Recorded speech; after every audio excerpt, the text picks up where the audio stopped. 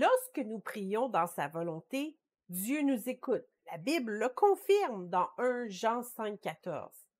Mais avez-vous réalisé que Dieu n'écoute pas seulement nos prières?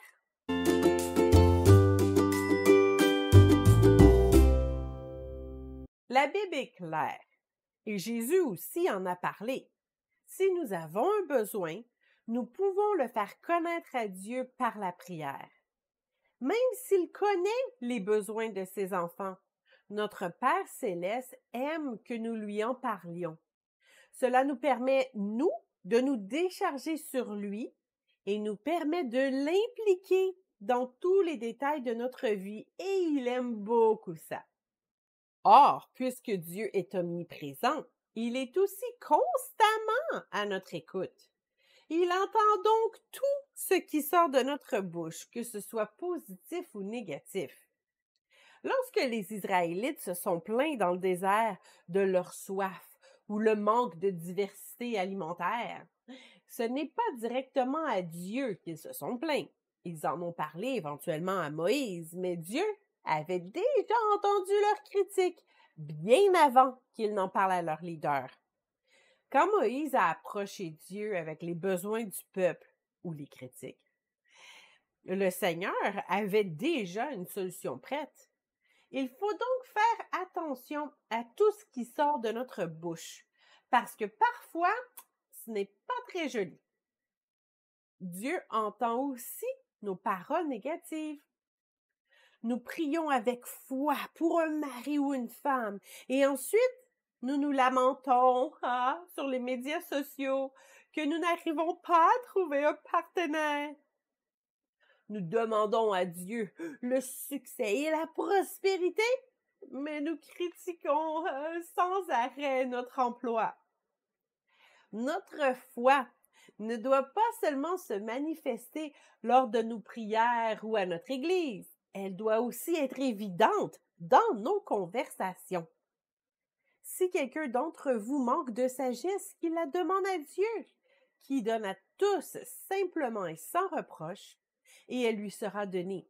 Mais qu'il la demande avec foi, sans douter, car celui qui doute est semblable au flot de la mer, agité par le vent et poussé d'un côté et d'autre. Qu'un tel homme ne s'imagine pas qu'il recevra quelque chose du Seigneur. C'est un homme irrésolu, inconstant dans toutes ses voies. Jacques 1, 5-8. Nos paroles négatives font de la peine à Dieu. Lorsque nous doutons de son amour, de sa puissance, de son intérêt envers nous, cela l'attriste ou l'irrite. Dieu n'est pas un insensible, il a un cœur de père. Dieu entend aussi nos paroles vaines. Nous connaissons tous des personnes qui parlent de tout et de rien, tout le temps. Peut-être que vous vous reconnaissez ici.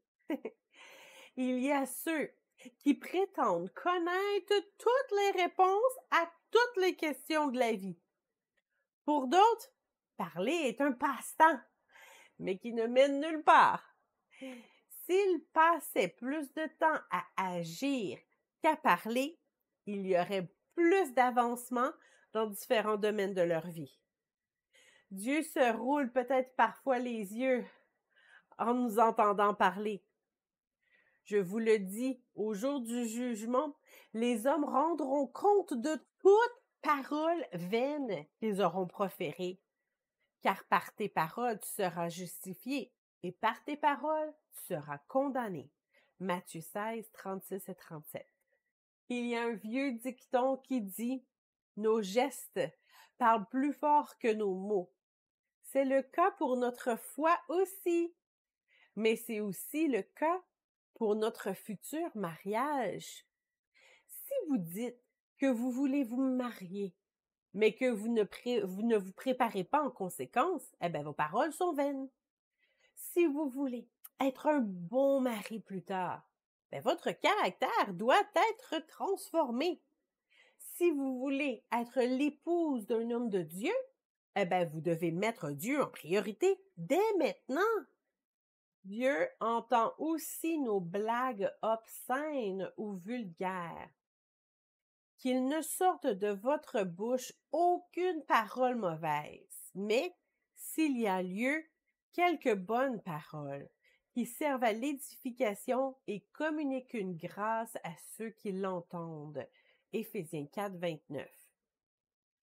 Lorsque nous répétons des blagues à caractère sexuel, par exemple, cela met un dépôt négatif sur notre âme. Un homme marié qui fait toutes sortes de blagues d'adultère ou qui drague d'autres femmes pour rire finira toujours par tomber. Jésus l'a dit, ce qui sort de votre bouche vient d'abord de notre cœur. Luc 6, 45. Et si nous commettons l'adultère dans notre cœur, nous sommes autant coupables que si nous le faisions pour vrai. Matthieu 5, 28. Notre Père n'aime pas les blagues qui pourraient porter préjudice à d'autres de ses enfants.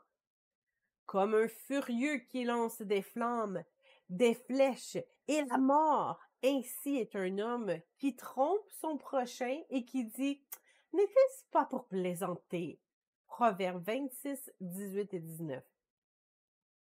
Dieu veut que ses enfants s'aiment et s'édifient les uns les autres. C'est par notre amour que nous serons identifiés comme ses disciples. Alors priez, c'est bien, mais soyez vigilants à tout ce qui sort de votre bouche après vos prières, parce que ces paroles-là, Dieu les entend aussi.